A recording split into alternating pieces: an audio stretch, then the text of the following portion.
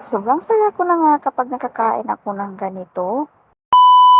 Hello mga mare, magandang umaga nga pala sa ating lahat. Ang video na to pala mga mare ay noong linggo lang. Pasensya na talaga kayo mga mare kung hindi masyadong malinaw yung pag-voice over ko today. Pasensya na din kayo mga mare kung hindi ko masyadong malakasan yung boses ko. Ang aga-aga pa kasi mga mare, tulog pa yung mga junakis ko, nandito lang sila sa aking tabi. Maaga din kasi ako nagising ngayon mga mare kasi ngayong partner ko ay kailangan na nga din magtrabaho. Change topic na naman tayo mga mare. Sa mga araw na to pala ng linggo ay umaga nga kaming umalis sa bahay para nga maghanap kami ng nukos. Iwan ko lang kung ano ang Tagalog sa nukos mga mare. Basta sa Bisaya ay tungkos nga talaga yung tawag dito sa amin. Ang akala namin mga mare may nukos nga sila pero wala. At dahil nga hindi kami nakakita ng nukos mga mare ay pumunta na nga din kami dito sa Lourdes sa may simbahan. Since linggo naman din kasi itong araw na to mga mare kaya kailangan namin pumunta dito sa simbahan para magsindi na lang kami ng kandila. Ilang linggo na din kasi mga mare hindi kami nakapagsimba ng buong pamilya ko. Bumili na nga kaagad ng 3 kandila yung partner ko mga mare para nga kami ay makapagsimba na. Wala naman talaga sa plano namin mga mare na pumunta nga kami dito sa simbahan. Biglaan lang talaga ito. Dahil nga medyo iyakin itong bibisiya namin mga mare kaya hindi pwede namin hindi isama ito. Kaya dala-dala namin to kahit saan nga kami magpunta. At pagkatapos nga namin magsindi ng kandila mga mare at may nakita nga akong keeping dito kaya naman napabudol ako at napabili nga ako ng isa. Tig 10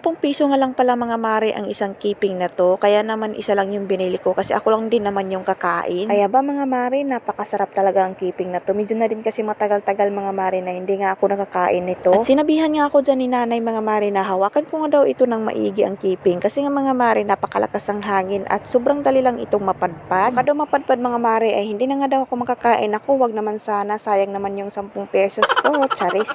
May iba naman tayo na usapan mga mare, umuwi na nga din kami sa aking partner at bigla nga silang nagkita sa kanyang best friend. Baka naman magtaka kayo mga mare kung bakit nga hindi kami nakasakay at lagi na lang kami naglakad. Kailangan talaga namin maglakad mga mare kasi nga naghahanap kami ng nukos pero wala nga talaga kami nakikitang nukos na nagbibinta dito. Huminto nga pala ako saglit dito mga mare sa may outlet ng Swertres kasi nga may tatayaan nga ako dito ngayon. At sinabihan ko na nga pala itong aking kasama mga mare na dito nga lang sila muna magtambay sa may sasakyan kasi hindi masyadong maaraw. May numero kasi kami mga mare na tatayaan nga namin, baka naman suswertehin kami. At dahil nga may nauna pa nga sa akin mga mare, kaya kailangan ko munang maghintay dito at tiningnan ko muna yung mga resulta, baka naman lumabas na yung numero namin. Kaso lang mga mare, hindi nga natuloy yung pagtaya ko kasi nga nag-brown out at nasira pa nga yung generator nila. Kaya ba napakamalas talaga dahil ilang oras na nga pala yung paghihintay ko doon at nabilad pa nga ako ng araw, nasira pa nga yung beauty ko. Kaya no choice mga mare, umuwi na lang kami, naglakad din kami ulit at napabidyo na nga din ako ng aking partner dyan. Ayaw pa nga niya akong videohan dahil nga napakasiksi ko daw, charis, joke lang. Iwan ko ba talaga mga mare kung ano nga yung pumasok sa utak ko at nakain ko para kasi akong may-ari dito sa kalsada. Kaya ayun na nga mga mare, medyo nga naihiya yung partner ko dyan sa ginagawa kong kalukuhan. Tara, kain tayo ng sampurado dahil nga nagluto itong aking binan mga mare ng sampurado. Kaya naman pagkarating ko dito sa bahay ay kumain na nga ako kaagad kasi nga nagugutom na din ako. Hanggang dito na lang magtatapos ang aking kwento mga mare. Kaya salamat sa panonood.